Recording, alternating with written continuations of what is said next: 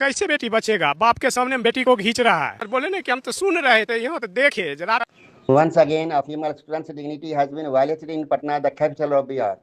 A student from Begusarai had traveled to Patna to appear for her polytechnic examinations. During the night, an intoxicated miscreant attempted to drag her out of a hotel room, right in the presence of her father.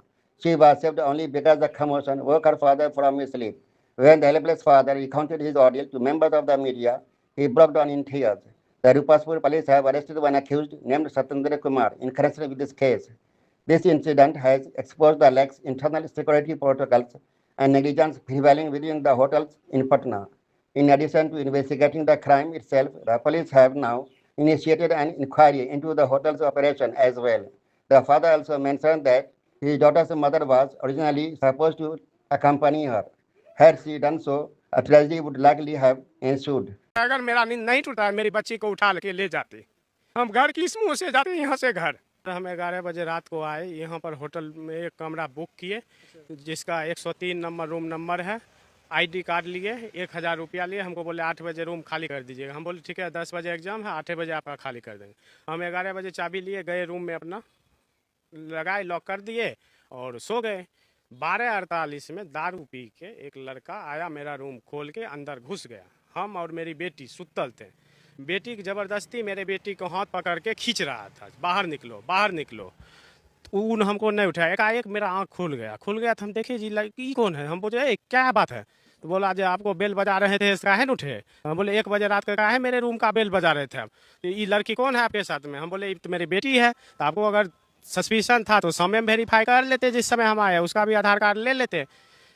वो इसको चाह रहा था कि अगर मेरा नींद नहीं टूटता तो ज़बरदस्ती उसको खींच के बाहर निकाल लेता और ले जाता। अब क्या करता उसके साथ वो भगवान जाने। 112 वाला फिर बड़ा बाबू को फ़ोन किया, तो बड़ा बाबू आए, रूम का चाबी लिए, सब रूम का जाके खोल के देखे, जिसमें 3-4 गो रूम में लड़की दारू पी रहा था और लड़का 3-4 गो नीचे में था। जब तक सर आए करीब माने 6-7 लड़का भाग गया, 4 गो लड़का पकड़ा गया। नीट वाला मामला चल रहा था, हमको समझ में नहीं आ रहा था कि हॉस्टल में कैसे लड़का पैस जाता है। लेकिन यहाँ तो देखे कैसे पैसता, तो हमारे साथ बीत जाता रात में। अगर हम नहीं जागते तो मेरी बेटी को खींच के कहीं ले जाता।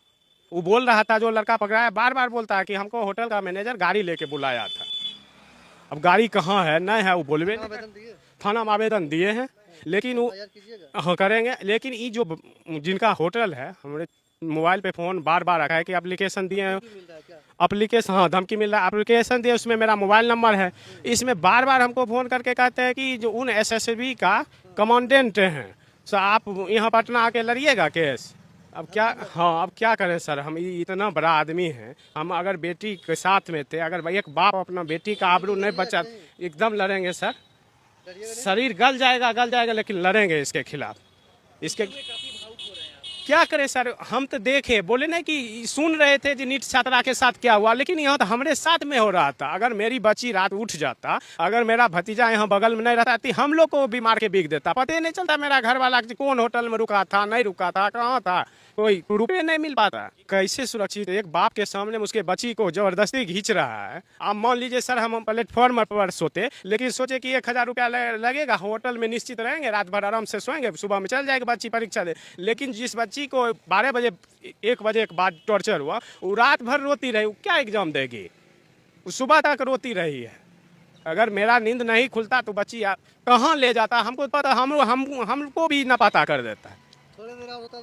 एकदम न पता, एकदम सर मान लीजिए हम 150 किलोमीटर से यहाँ आए हैं। मेरा आधार कार्ड ले ले, हमारा बेगूसराय घर हुआ, संतोष कुमार नाम है। मेरा आईडी ले लिया सर, तब न रूम में घुसाया। जितना दूर का आदमी है क्या करेगा? ये मोबाइल भी छीन लेता, वीडियो सब डिलीट करता।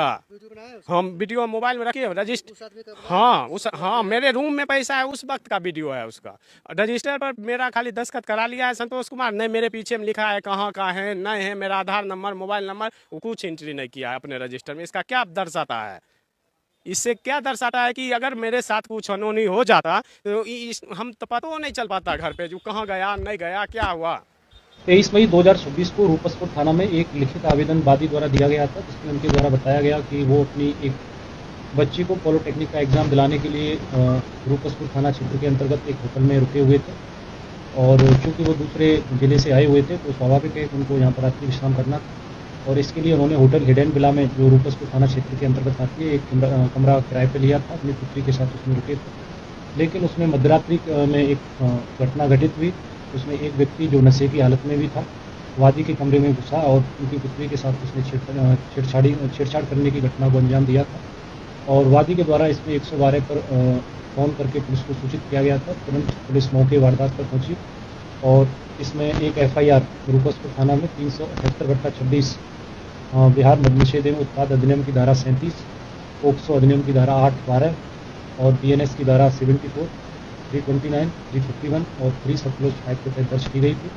और इसमें जो छेड़खानी करने वाला व्यक्ति है सत्येंद्र कुमार, उम्र 31 वर्ष, सन ऑफ राजेंद्र दास, जो शाहपुर थाना जिला पटना का रहने वाला है, इसकी इसमें गिरफ्तारी की गई है। और इसमें अन्य जो 1-2 और अभियुक्त हैं, जिसमें वादी के द्वारा कहा गया है कि वो लोग भी इसमें सम्मिलित हैं, उनको भी गिरफ्तार किया जाएगा। वो अभी फरार चल रहे हैं, उनकी गिरफ्तारी के लिए एक अलग से टीम बनाई गई है। और इसमें होटल मालिक से भी इस संदर्भ में पूछताछ की जाएगी कि क्यों उनके यहाँ पर सुरक्षा मानकों का पालन नहीं किया गया था, विशेषकर उनके CCTV कैमरे चालू हालत में नहीं थे। और इसी तरह बाकी की जो होटल्स हैं, उनका सिक्योरिटी ऑडिट फिर अलग से हम लोग करवाएंगे, देखेंगे कि जो इसमें जो गाइडलाइंस है सिक्योरिटी ऑडिट की, क्या उनका अक्षरश पालन हो रहा है या नहीं हो रहा है। रात में हुआ क्या था, पूरा मामला हुआ क्या था? जैसा मैंने आपको बताया कि रात्रि के लगभग 12 बजे के आसपास व्यक्ति है, जो सत्येंद्र कुमार, उम्र 31 वर्ष, सन ऑफ राजेंद्र दास, जो पीड़िता है, जो अपने पिता के साथ पॉलिटेक्निक का एग्जाम देने के लिए आई हुई थी, वहाँ पर रुकी हुई थी।